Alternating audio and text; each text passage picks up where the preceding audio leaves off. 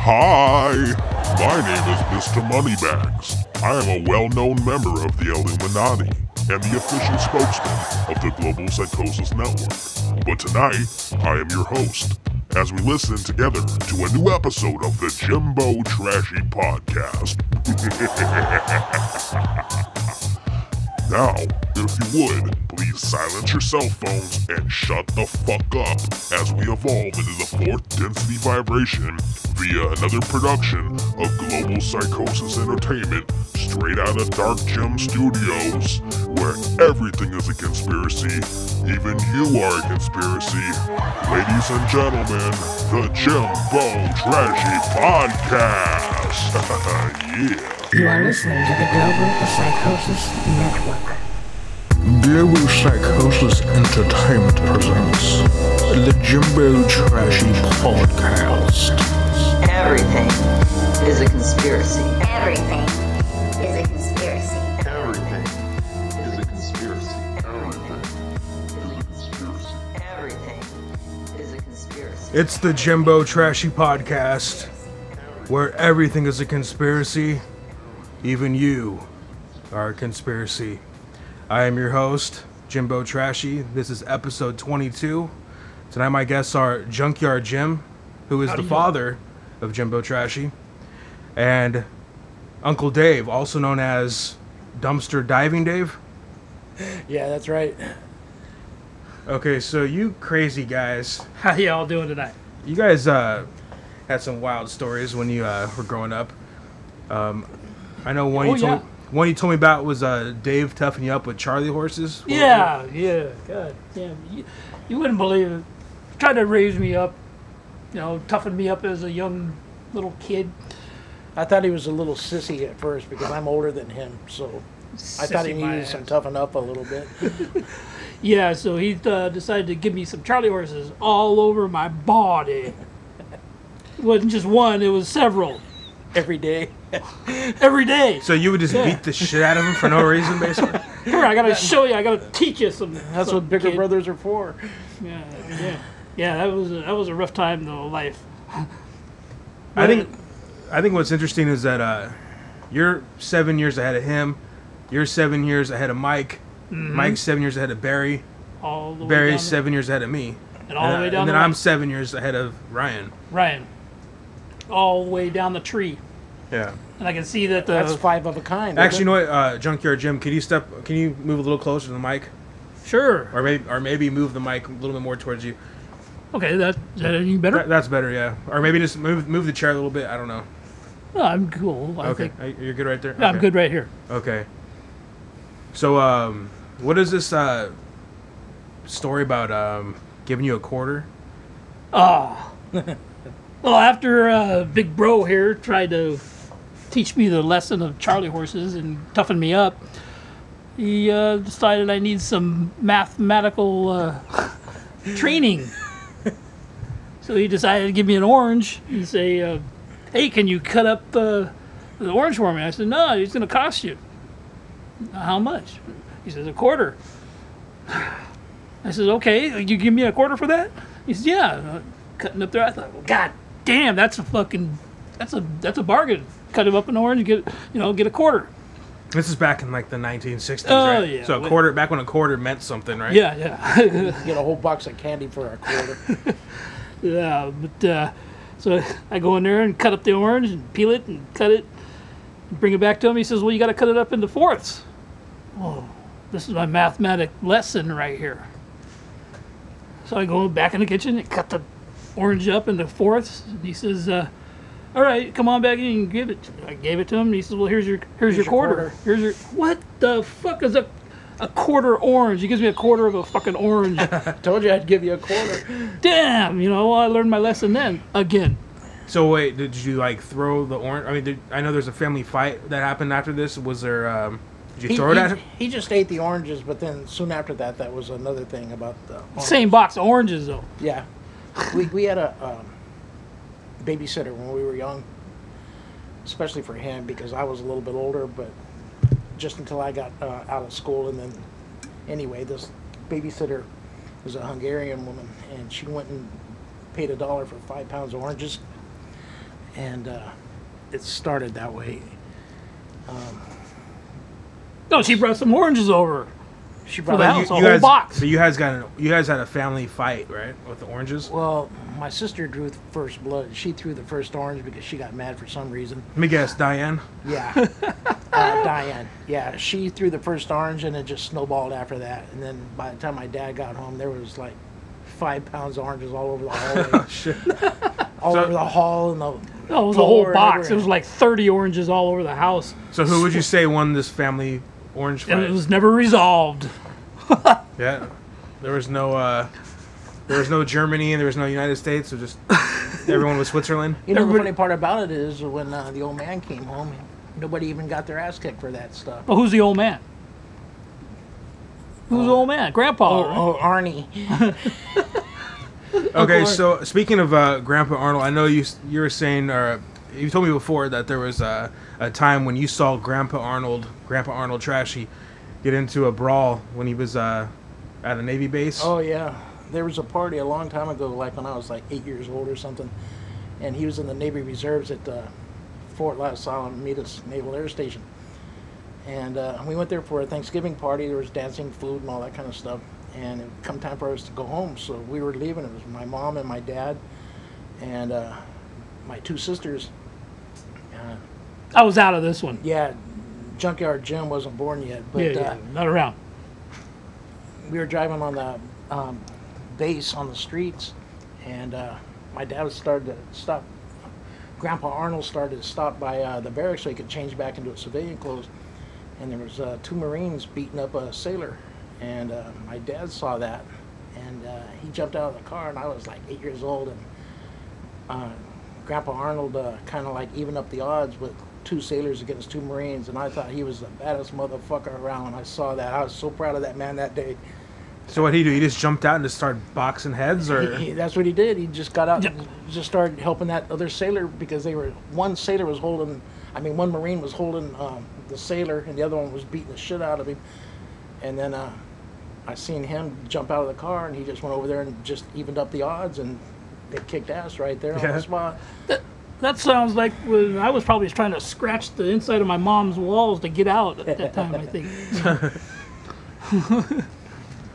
So you ran over Uncle Al's onions. Oh. What is that about? He used to have a little garden, plant tomatoes and onions and all that kind of stuff alongside of his garage, and I was young. I didn't even have a license yet. I think I was like 14 years old or something, and he had a bunch of trash behind his garage that he wanted me to back my dad's pickup truck behind alongside of the garage so he could load the truck full of the garbage and stuff. And he was the ground guy telling me, come on, back up. So when I backed all the way up, we loaded the trash, and when I started to pull away from there, the 2 rows of onions, both my tires on both sides of the truck, ran over both fucking rows of his onions. And you probably didn't miss a one of them either. That's what he said. You didn't miss one goddamn onion. And was he freaking out about it, or is he cool about it? He was pissed off about it. Yeah. Now, Uncle Al, I don't know that much about Uncle Al. I know he was. My memories about him is him being stuck in a convalescent hospital because he's probably like 80 years old by the time I was born.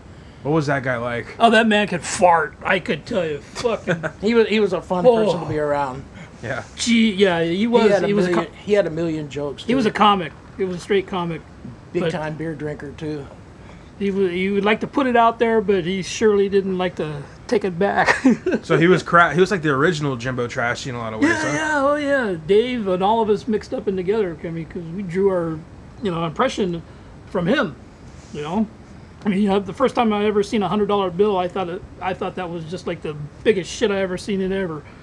Like, he says, "What would you do if you had this?" I said, "I'd stop the ice cream man." He was a good man, not a liar.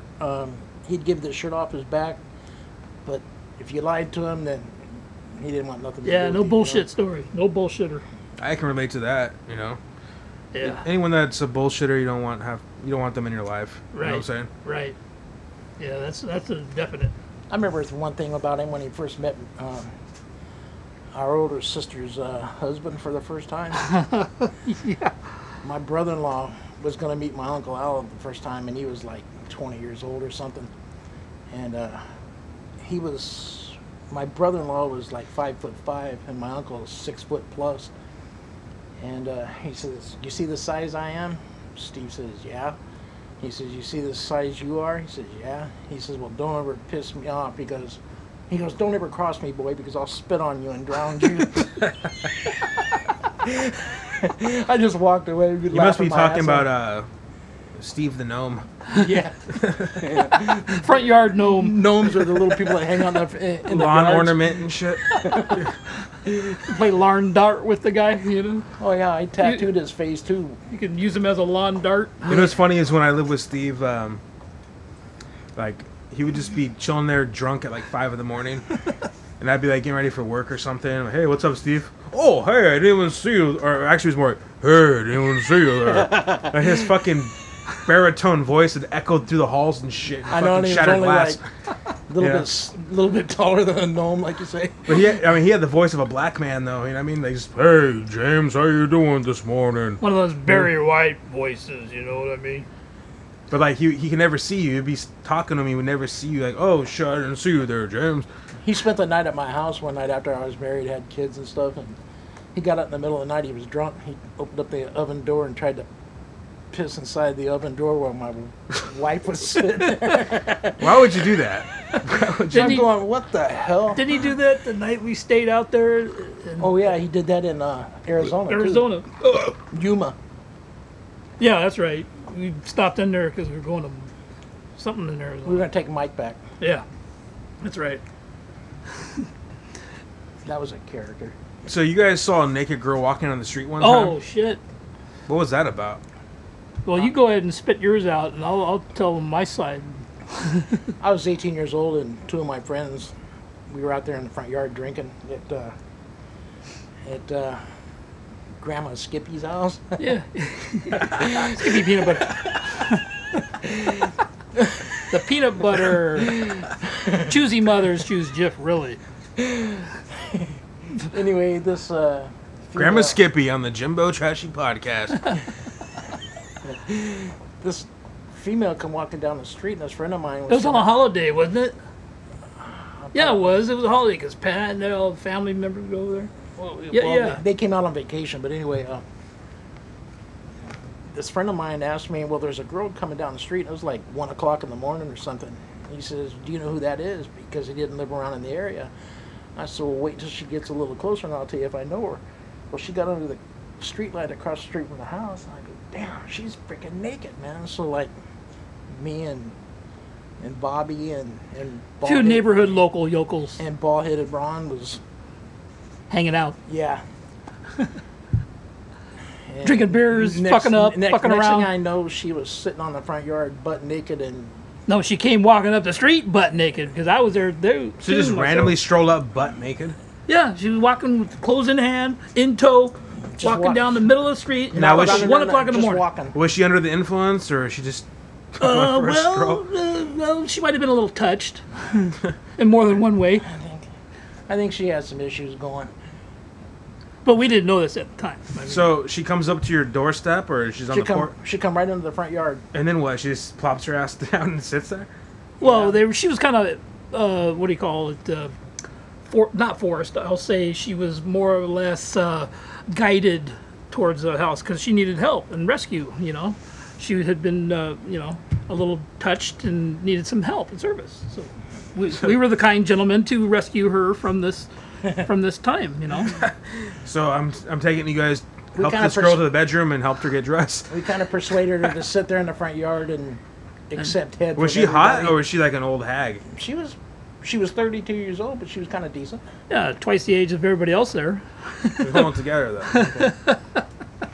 Okay. Who's daddy? You know. Well, it's not every day you see a 32-year-old woman walking down the street. So My sentiments exactly. I commend you guys for doing whatever you guys did that night. Yeah, well, I mean, it was a big part of being able to take care of them. Bad situation like that. We'll be right back on the Jimbo Trashy podcast. Everything is a conspiracy. Everything is a conspiracy. Everything is a conspiracy. Everything is a conspiracy. conspiracy. You are listening to the Global Psychosis Network.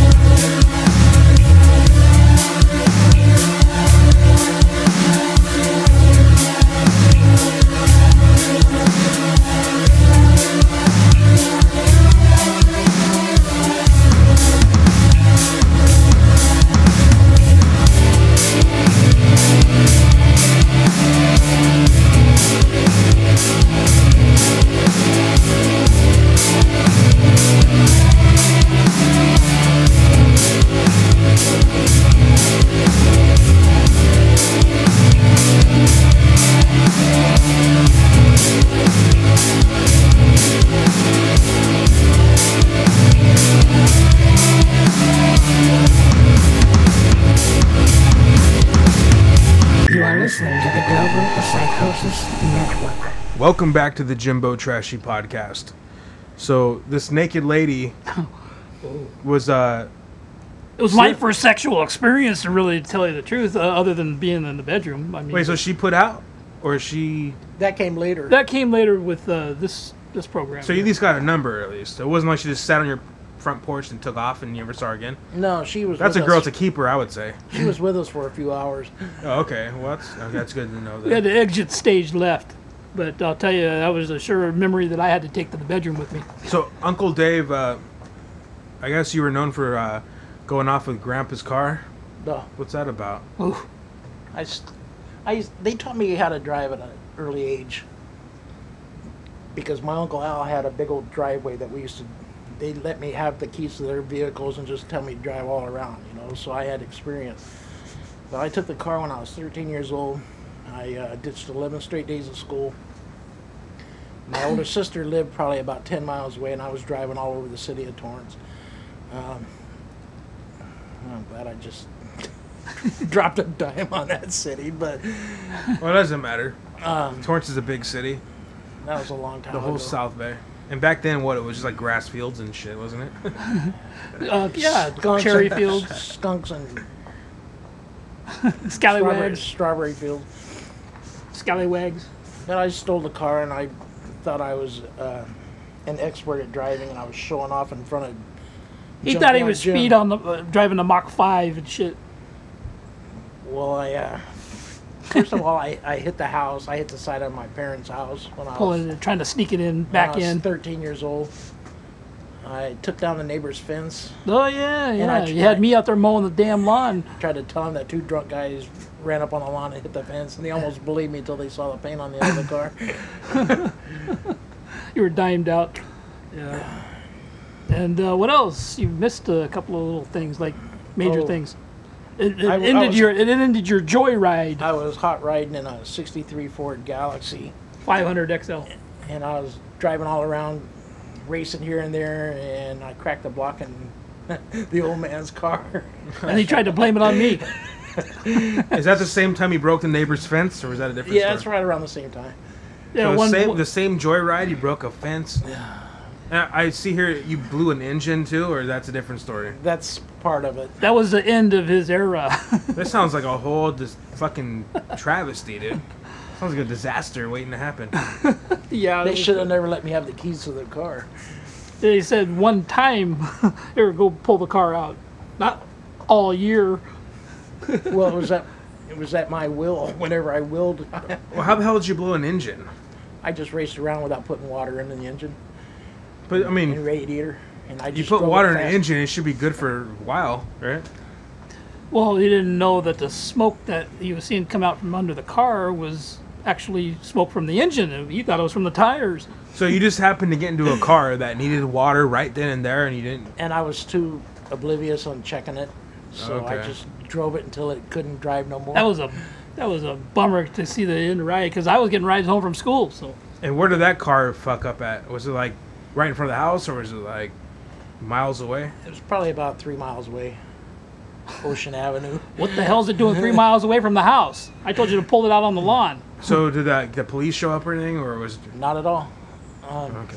So it just started steaming. You just parked it and didn't know what to fucking do after that. No, it stopped driving. It stopped rolling, so that's why he had to park it. He didn't have a choice.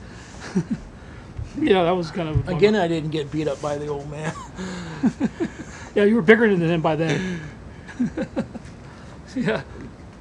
I'm looking here at the notes. It says Dave hit house. Did you hit the house? Yeah, I was showboating in front of him. Hold on, let me get this straight. You hit the house, you blew the engine, and you ran over your uncle's onions. And the neighbor, And I hit the neighbor's fence. What the fuck? took it. Jesus Christ, dude. It's like the worst story ever, dude. Fucking hell on wheels, as they call it. Still alive to talk about. But Hell on wheels, yeah. I was trying to... Go Speed Racer. I had the car at an angle in the driveway, and I was trying to spin the wheels real fast and hit the gas at the same time so I could straighten it out. But then I didn't compensate, and I smacked the side of the house. Too much car for the driver. Which house? Whose house did you hit? Our own. Yeah, The vent. Broke the vent. Arnie's. Was that Grandpa Arnold. was that a big expenditure? No, I kind of got yelled at. They came out of the house because they were inside the house, and I rocked the house, and I just dented the air vent, but it was enough to shake the inside of the house. See, that's like the good old days where, like, you know, you got a DUI, or if you're drinking and driving and you're fucking puking out on fucking on Palos Verdes Boulevard, they just told you, hey, get home. Hey, who are you talking about there? It sounds like junkyard trash there, huh? Yeah, that was a pretty tough experience. I wrecked my VW like that. Yeah, that's true. That's true. Right around the same area, right close, right In around a the corner. curve. It's supposed to be a 25-mile-an-hour curve. A friend of mine went out of state, and he came back, and we were all partying. I was 18 years old, and I had a 67 VW, and I was drinking, and I was loaded, and I passed the intersection already doing 60. By the time, Carson Street, right? As soon as I got up around the curve, it's like a 25-mile-an-hour turn. I hit that doing 80 plus, and I just locked up, and I spun around, did a 360 in the center of the street, In a VW, by the way, and not to smacked the mention. ass into the car up on a curb, and Walked home. I was drunk, and I heard my car still running, and I tried to put it in gear, but I blew a transmission, and people were running out of their house trying to see if I was all right because they heard the accident. It was like 2 o'clock in the morning. I didn't realize it, but it was a redundant off-duty cop that showed up on the scene. He talked me into going back to his house and making a 911 call to the police department so they could come out there. And one cop stayed there and said, you stay here and sit in your car. Well, I was sleeping in the car when they come up to check out the accident. And he went around the curve, and he says, at that rate of speed, you're lucky you didn't kill yourself or somebody. That's when it was good to drink and drive, no problem. And they didn't even give me a ticket for that. They towed my truck home and Put him to bed. I The didn't good go old days. Yeah, put him in bed. I didn't go to jail. I didn't get a ticket. I didn't get anything. Now, if you have 2 beers and you drive home and you go over 5 miles per 5 miles per hour over the speed limit, now you're fucking going to jail for a year and shit. You know? Yeah, those were the days. Yeah, I got a parking ticket, or no, not a parking ticket. I got an open container ticket like that in Big Brother's truck here like that, doing that same thing down at the beach. And you're supposed to show up with your older guardian or a parent. I show up to court, and they said, "Well, where's your guardian?" I said, "Well, he's in the restroom." I missed that ticket. I was 16 years old driving. Yeah. I got a damn ticket that way, and that's all it was a ticket. 16-year-old driving with a case of beer in the truck, you know. They could have pressed it. They could have pressed it and told me to come out when I got out of the bathroom. Yeah, But they didn't say anything about it. No, they asked where my guardian was. I said, "Well, he's in the restroom." "Oh, okay. Well, $40." Okay, pay the man. Where do I pay? But there were some times when you came home from Knutson or something, and and I remember you telling me a story where you said you were like sick or something at a stop sign. You puked, and the cop just stopped you and said, "Hey, go home" or something. You're worked with your uncle. And, not dumpster diving. No, Dave. no. The other your other this side. this is Uncle Joe. Yeah, he's you're- never been on the podcast, and I don't know if he ever will be. But Well, he's I'll a tell you- character. He's a character. Yeah, he is one of the characters in this fictitious, fucking Auschwitz story. But your very uncle, I was working with him. It was my first week, and it was called Hell Week. I managed to survive the full week working without fucking up, and so we all partied at the end of the week. I hadn't been asleep because I worked graveyard, and we've been drinking since lunchtime. So right after we got off of work that morning, we went down to the local bar and had a few cocktails. It was like 5 and like a 12-pack of beer. No eat, no sleep. Oh shit! I was passed out. Uncle Joe drove us both home. He was drinking too, but get to the house and he says, "You okay?" And I said, "Yeah, fine, no problem." Jump in my car and I drive 2 blocks, stopped at the stop sign, waiting for the cars. Open the door and I puked right out there. I was leaning down so far. I was puking my guts out. I was leaning down so far out of the car, I couldn't push myself back up into the car. Fucking cop comes pulling by and says, "Are you okay?" And I said, "Yeah, I had a little stomach flu." He says, "Okay," and he drove off. There was nothing but beer and fucking alcohol on the ground, you know. He's like, "Next time, hard before beer, man." Yeah. All right, Yeah. get it together, man. Got out So of that who's Monkey Face? one. Oh. Dave will tell you monkey She's face. fucking a scary ass woman, man. That's you with Sean. We'll go into that one in a She minute. had a nice body, but her face would stop a fucking clock, man. You ever see that movie? You ever see that movie Planet of the Apes? That's all you got to think about. I think they look better than her, man. Oh, dude. Yeah, the monkey face was. As dark as she was, she sure had pink nipples, though, man. She wasn't biased either, you know. Wait, so she had like dark brown skin with pink nipples, like glue in the dark shit, huh? That's what caught my eyes about it, man. Yeah, Weird. You would unbelievable. think if she had dark skin, she'd have dark nipples, but she's got That's what we pink thought. nipples. That's what I thought. Yeah, it was weird. It was a morphodite, you know. How'd that body get attached to that face, you know? Was she mixed? Yeah. Philip and Well, she had a younger sister that looked fucking fine, though, man. different but I don't family, know- different bloodline. Yeah, that's true. I Different don't know what bloodline. happened to her. God damn. Brown skin? Well, Frank didn't care. Her brother didn't care. It was his turn that night.